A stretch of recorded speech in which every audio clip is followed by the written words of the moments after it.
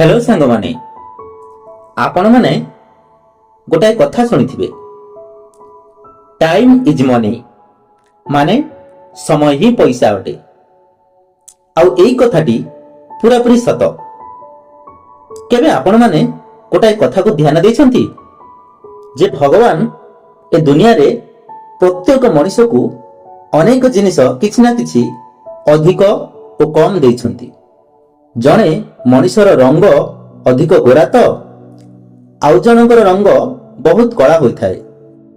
जणे बहुत लंबा होइथाए तो आउ जणे बहुत छोट होइथाए। गोटाए मनुष्य को बहुत सुंदर बनैछंती तो आउ जण को बहुत कम सुंदर बनैछंती। गोटे मनुष्य को बहुत स्वच्छ और स्वस्थ बनैछंती तो आउ जण को टिकिए दुर्बल। एमिति बहुत जिनिस रे बोधे भगवान आम सह भेदभाव करिसेंती। आपण माने देखिलथि काहाकू उच्च तो काहाकू टिके छोट थाक बा बामन, काहाकू सुंदर तो काहाकू टिके कम सुंदर, काहाकू अधिक गोरा तो काहाकू अधिक कला। एमिति अनेक जिनिस बोधे भगवान आम सह भेदभाव करिसेंती। किंतु आउ गोटाए जिनिस आम समस्तंकु समान भावरे देई करी पठैछंती। और सेटा कोन जानिछंती? सेटा होला समय। एही जिनिसटी को समयटी को भगवान आम समस्तंकु 24 घंटा देई पठैछंती। एथिरे भगवान कौन से भेदभाव काहा सहित भी करि नाहंती। एमिति नुह जे जन व्यक्ति को गोटाए दिन रे 48 घंटा देइछंती एवं आउ जन व्यक्ति को 24 घंटा देइछंती। भगवान समस्तंकु समान समय देई पठैछंती। आउ एही समयर उपयोग आपण केमिति करूछंती या उपरे आपणकर सफलता और असफलता निर्भर करूछि। जन व्यक्ति 24 घंटार उपयोग निज जीवन को बहुत सुंदर करबा पई करिथाय बा जीवन को बहुत सुंदर बनाइबा पई करिथाय एवं आउ जने सेही 24 घंटा को खाली खाली रे बर्बाद करि दिए। एही दुनिया रे सबुठारु धनी व्यक्तिंग पाखरे भी 24 घंटा ही रही थाए समय एवं सबुठारु गरीब व्यक्तिंग पाखरे भी 24 घंटा ही समय रही थाए। आपण भी निजे निजे को चेक कर, आपण भी निजे निजे को परख जे आपण निजर 24 घंटा को किपरि उपयोग करूछंती। एही 24 घंटा रे निजर जीवन को खूब सुंदर बनैबा पई आपण कोन करूछंती। जदि आपनको जवाब किछि भी नाही ताहले आपनको सतर्क हेबाकू पड़िबो जे आपण निजर बहुमूल्य समय नष्ट करि देउछंती, बेकार करि देउछंती एवं जीवन रे चली जाइथिबा समय पुणी थरे फेरी आसी न थाए।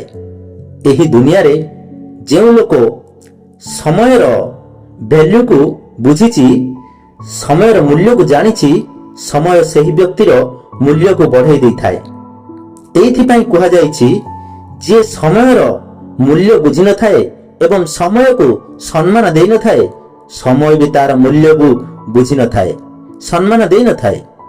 गोटाए गोटाए सेकंड आपणकर बहुत मूल्य होई थाए एवं सेथिपाई केही जने लिखिछंती जे गोटाए वर्षर मूल्य सही विद्यार्थी को पचारो जे परीक्षा रे फेल हो जाइथिबो, सिए ही कहि परिबो गोटाए वर्षर मूल्य कोन होई थाए।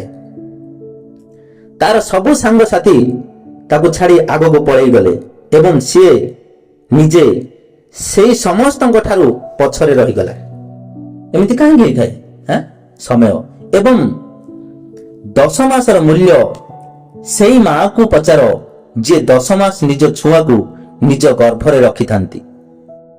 एही 10 मास जाए सिए ताहा करि न थाए बा ताहा करिने करेनी जहा तार निज मन चाहि थाए, किंतु से सब करे जोटा कि निज छुआ पई आवश्यक होई थाए एवं 10 मास परे तार कोल को एक सुंदर संतान आसिले सेही मां ही कहि परिबो 10 मासर मूल्य कोन होई थाए। जेतेबेले सेही मार कोल को तार छुआटे आसी जाए, जन्म हो जाए, ସେଇ ମା ହିଁ କହିପାରିବ ସେଇ 10 ମାସର ମୂଲ୍ୟ କଣ ହୋଇଥାଏ। 2 ମାସର ମୂଲ୍ୟ ସେଇ ମାକୁ ପଚାର ଯାହାର ଛୁଆ ସମୟ ପୂର୍ବରୁ ଆସେ ଏବଂ ସମୟ ପୂର୍ବରୁ ନଷ୍ଟ ହୋଇଯାଏ ଏବଂ ବଞ୍ଚି ପାରିନଥାଏ। ସେହି ମା ହିଁ କହିପାରିବ 2 ମାସର ମୂଲ୍ୟ କଣ ହୋଇଥାଏ। ଯଦି ଆଗକୁ ଆଉ 8 ମାସ ବଢି ଯାଇଥାନ୍ତା ତାହେଲେ ଆଜି ତାର ଛୁଆ ଆଜି ତାର ସାଥିରେ ଥାନ୍ତା। ଗୋଟାଏ ମାସର ମୂଲ୍ୟ ଜଣେ ମାସିକ କର୍ମଚାରୀକୁ ପଚାର ଯାହାକୁ ପୁରା ମାସଟେ କାମ କରିବା ପରେ ତାର ସାଲେରୀ ମିଳିଥାଏ। ସେ ହିଁ କହିପାରିବ ଗୋଟାଏ ମାସର ମୂଲ୍ୟ କଣ ହୋଇଥାଏ। ଗୋଟେ ସପ୍ତାହର ମୂଲ୍ୟ ସେହି ପିଲାଙ୍କୁ ପଚାର ଯେଉଁମାନେ ପୁରା ସପ୍ତାହ ଏହି କଥାର ଅପେକ୍ଷା କରିଥାନ୍ତି ଯେ ସଣ୍ଡେ ଦିନ ବାପାଙ୍କର ଛୁଟି ହେବ ଏବଂ ସେ ଆମକୁ ବାହାରକୁ ବୁଲେଇ ନେବେ। ସେଇ ଛୁଆ ହିଁ କହିପାରିବ ଗୋଟାଏ ସପ୍ତାହର ମୂଲ୍ୟ କଣ ହୋଇଥାଏ। ଗୋଟାଏ ଦିନର ମୂଲ୍ୟ ସେହି ଦିନ ମଜୁରିଆକୁ ପଚାର ଯିଏ ସାରା ଦିନ କାମ କରିବା ପରେ ଖଟି ସାରିବା ପରେ ସନ୍ଧ୍ୟାରେ ପଇସା ନ ମିଳିବା କାରଣରୁ ତାର ଘରେ ଚୁଲି ଜଳି ନଥାଏ। ସେହି ଦିନ ମଜୁରିଆ ହିଁ କହିପାରିବ ଗୋଟାଏ ଦିନର ମୂଲ୍ୟ କଣ ହୋଇଥାଏ। ଗୋଟାଏ ଘଣ୍ଟାର ମୂଲ୍ୟ ସେହି ପ୍ରେମୀକୁ ପଚାର ଯାହାର ପ୍ରେମିକା ଗୋଟାଏ ଘଣ୍ଟା ଡେରିରେ ଆସିଥାଏ। ସେହି ଗୋଟାଏ ଘଣ୍ଟା ସେ ପ୍ରେମିକ ପାଇଁ ପୁରା ଗୋଟାଏ ଦିନ ଭଳି ଲାଗି ଯାଇଥାଏ। ଗୋଟାଏ ମିନିଟର ମୂଲ୍ୟ ସେହି ଲୋକଙ୍କୁ ପଚାର ଯାହାର ଗୋଟାଏ ମିନିଟ ଡେରି ହୋଇଯିବା କାରଣରୁ ତାର ଟ୍ରେନ ତା ସାମ୍ନାରୁ ଚାଲି ଯାଇଥାଏ। ସେ ଟ୍ରେନକୁ ଚଢି ପାରିନଥାଏ। ସେ ଲୋକ ହିଁ କହିପାରିବ ଗୋଟାଏ ମିନିଟର ମୂଲ୍ୟ କଣ ହୋଇଥାଏ।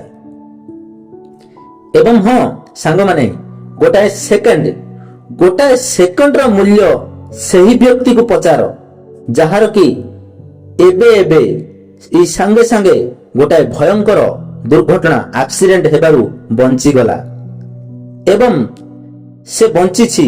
ସେ ଲୋକ ହିଁ କହିପାରିବ ସେଇ ଲୋକ ହିଁ କହିପାରିବ ଯେ ଗୋଟାଏ ସେକେଣ୍ଡର ମୂଲ୍ୟ କଣ ହୋଇଥାଏ।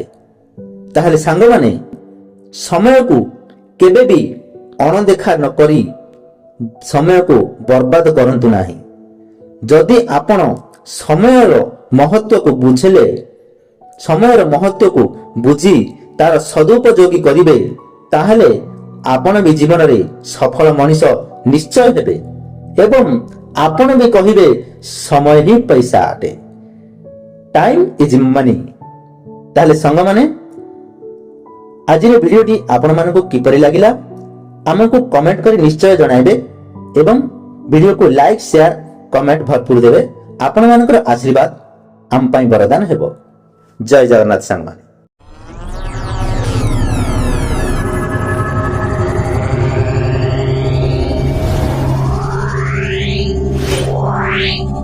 Subscribe now and press the bell icon.